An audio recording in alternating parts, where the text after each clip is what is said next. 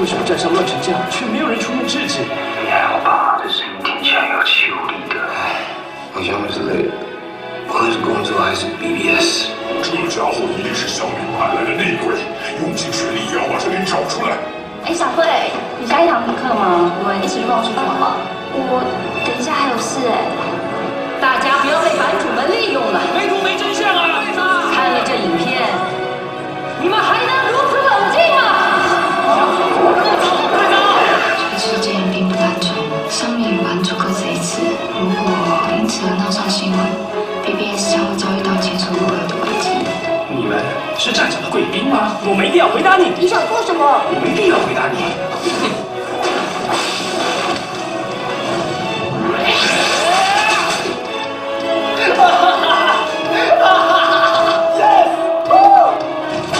这狼狈的我们，你就只有这一点能耐吗？目标离我们多远？圈个相邻的距离吧。那就只能长空战架。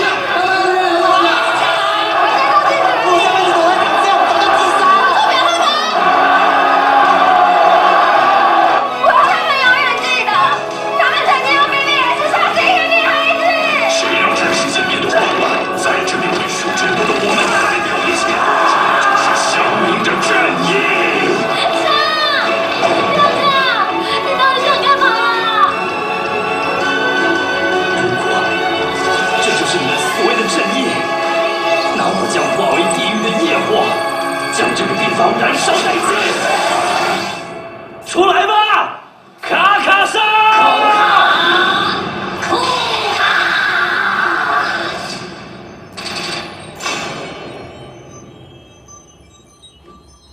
好，这个很莫名的一个样片，在 YouTube 的一个点击数字，最后是150几万，在还没上映前。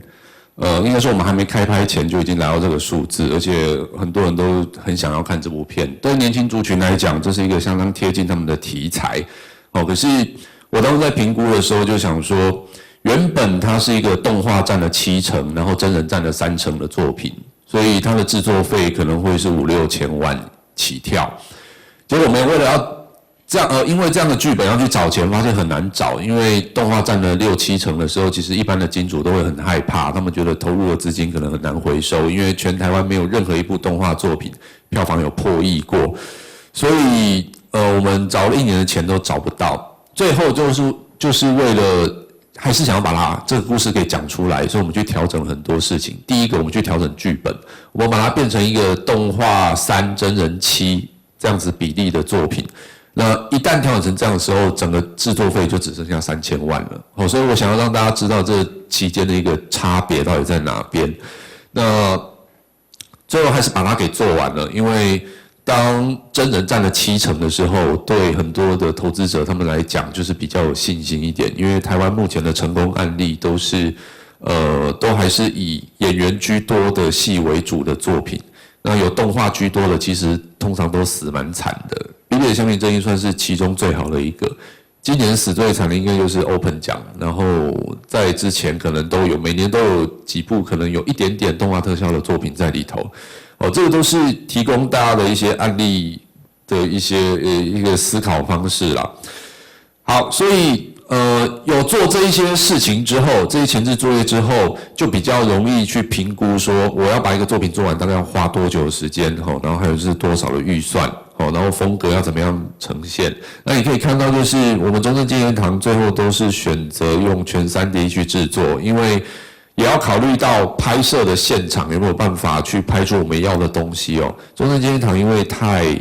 暗了，所以一直都不太适合做现场的拍摄。最后我们就是整个场景都用3D 动画去制作所以如果找到一个动画特效指导，然后他跟你讲说这个没有办法做的时候你就要听他的话，就不要硬干，不然到时候干出来的东西丢给后期特效公司，他们也做不出来的时候，那就完蛋了。好，所以这些都是一些我们会去做的事情那接下来的时间呢，我觉得会比较稍微技术性一点点然后想要先在这边做一个小顿点让大家准备先休息一下，上个厕所哦。所以接下来要开始讲一下，就是3D跟实景合成一些工作的要点，也让大家稍微清楚一下你怎么样跟动画特效公司合作。然后在这个休息的时间来到之前，就是大家对现在这1个小时经历过后，有没有想要提问什么一些相关的问题？各位制作人、导演，好，来，请说。我想问一下，刚刚最后一部放的那个影片，它花了多少钱？好，他大概最后只花了350-60万去做这件事情。赛德克巴莱的 teaser 大概花了500万嘛，然后今年到最大的就是楼下的房客，它是一个1000万级制作的，就是雏形片，然后我们那一支大概花了300多。所以在还没有资金的情况之下，就先花300多万去。对，可是工业局有补助，所以就其实是有点接近打平的状态。后来因为这个东西也让我们得到很多的厂商赞助金，比如说像联华食品啊，然后后来的金士顿，他们都有提供我们硬体啊，然后还有就是现金的赞助，所以其实对我们来说，我们开发这样子的东西，但是最后的收支是打平的，然后也为公司赚进了很多的硬体设备，让我们公司从一个只是2-3个人的规模，然后到最后拍正片的时候，有到20个人的规模的一个动画公司。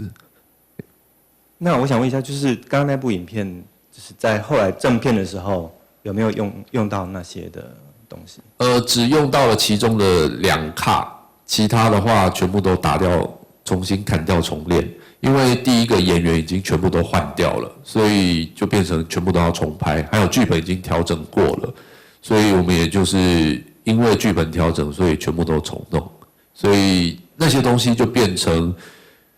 3D 的角色我们有留着，3D 的部分我们就不用再去重新制作了。但是只要是跟演员有关系的，或者是跟里面剧情有关系的现场的实景，我们就全部重新拍摄。谢谢。对。还有就是当初的画质都是用单眼跟那个小台的业务机 Sony 的1X1 拍的，所以其实它背景的画质并没有很好。但是我们去做了一些市场测试，大家都觉得这个在电影院放应该是不会有太大问题。但是说真的啊，当你碰过电影摄影机 Alexa 或者是 Ray One 的时候，你再来看这些画面的时候，你是有点不堪的，因为它毕竟还是看得出来是单眼的画质。但是说真的，如果这个东西是在电视台播放的话，那它其实是相当厉害的东西。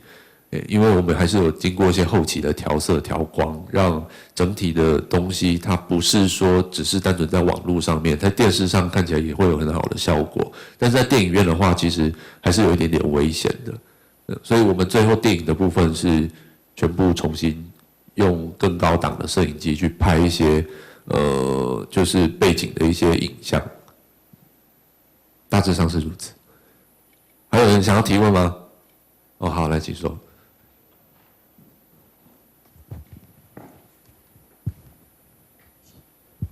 不好意思，想请问一下，就是你是如何从动画导演，然后跨足变成电影导演？那这之间有没有遇到了什么一些相关的，譬如说跨的时候的一些问题、挫折啊？那你是怎么去克服的？好，我觉得情况是这样，就是因为我自己，因为说真的啦，我先解析一下台湾的动画人啊。台湾动画人就是一群从大学时期，然后他们必须要去做很多的动画去面对他们的指导教授，所以他们通常在讨好指导教授的情况下才可以顺利毕业。可是我的背景比较不一样，我的背景是我大学是数学系。然后我因为真的很喜欢卡通漫画，我才投入到这个产业。一开始是做室内设计，所以室内设计也是要画一些3D 的效果图嘛，然后让这些业主在还没施工前，他们就可以看到装潢后的房子长什么样。所以我在那个时期，我就很习惯跟很多的业主沟通，就是聊天打屁。所以相较之下，台湾做动画的人很多都是阿宅。那个宅就是他们很喜欢卡通漫画，然后也真的念了这个科系，那所以他们比较不太善于在大众面前表达自己的一些想法。但是我不一样，就是我是个因为工作性质关系，我必须跟很多人聊天打屁哈拉，然后最后我选择去做动画的时候，我也是就是我们台艺动画所里面最会讲话的一个，因为我很善于去跟人家解释我心中的想法是什么，不是用艺术的角度去讲。那在这样的情况之下，我的作品就很不艺术，很商业，因为我知道我想要赚钱，我做动画不是单纯为了理想，我是要我希望把它关在电影院里面，然后你会觉得你你进来看我的电影是值回那个票价的。所以有这样的一个想法的时候，我就会想说，我不应该一直在电脑前面，然后只是在做这些东西，我势必得开始站出来，然后去面对所有人。我觉得一个转捩点是，当我研究所毕业之后，我就去学校当老师了，然后真的一个礼拜教40几学分，会让你变得很会讲话，很爱讲话，就是你可以连续讲12个小时都没有问题，就是你可以不断的生出很多话题来讲，这样就变成了第一个。我之后转电影导演的时候，我很善于跟人家沟通所有的事情，因为其实拍电影或者是拍戏，身为导演这个职位，你就是要跟你的剧组人员沟通，你要跟演员沟通，你要跟制片沟通，你沟通良好的情况下，人家就知道你要做什么。你想要做到什么程度？所以我觉得我的背景有稍微不太一样一点，就是我比其他的动画导演或者是动画人更善于沟通、讲话，还有就是在大众面前讲话。好，这是第一点。第二点当然就是一开始遇到的第一个问题就是为什么演员都不照着我分镜里面的设定的东西来表演？这是我一开始遇到最大的障碍，就是比如说。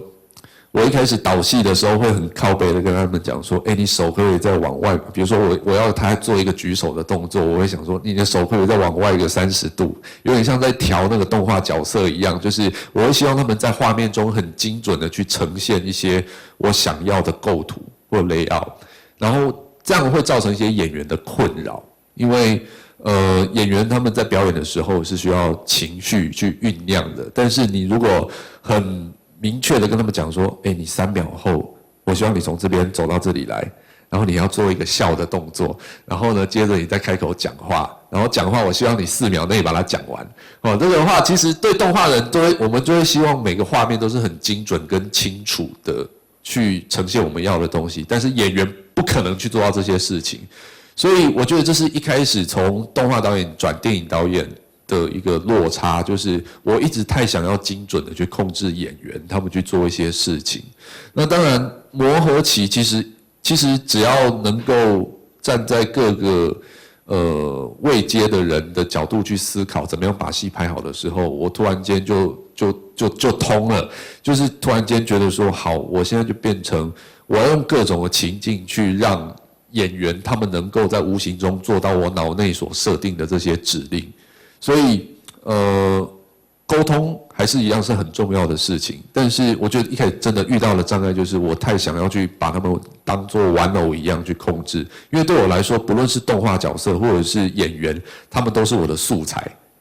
我不会把他们当演员，我也不会把他们当作是什么动画角色，他们都是素材。我讲一个故事的素材，所以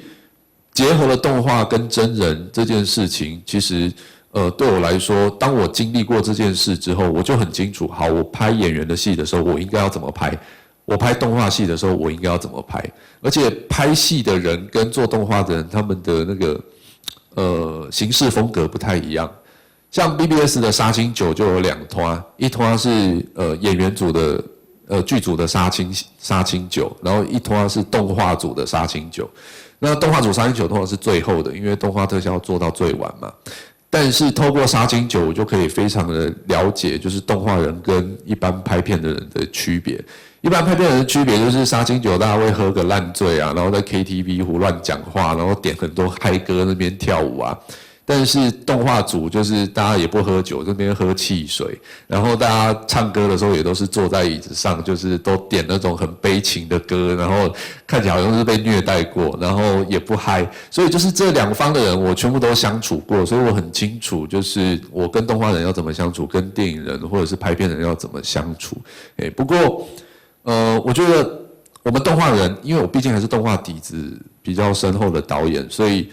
我的内心还是比较良善的，就是我比较不会像其他一般拍片的导演，就是一直现场发飙，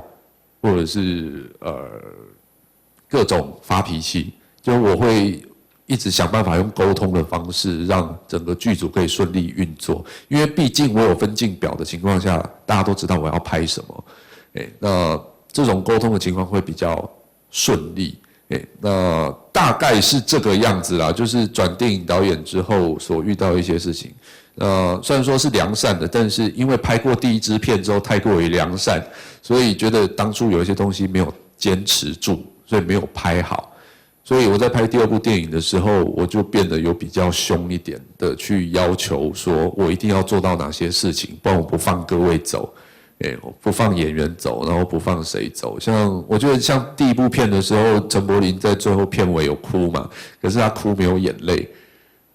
但是因为他是 S 咖，所以我也不敢对他怎么样。然后我们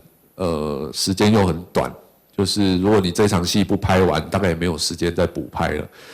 S 咖的棋就是这样子嘛，所以那时候觉得没有眼泪，好了，还是让你过，然后。也没有点眼药水什么的，就觉得有点可惜。可是我现在第二部片里面所有的演员就是全部都哭成一团，因为他们要是不哭，我绝对不会放他们过去。我觉得大概差别就差在一开始准备要从动画导演转电影导演的那一瞬间，会有一些心情上没办法调试，可是发现用沟通又可以。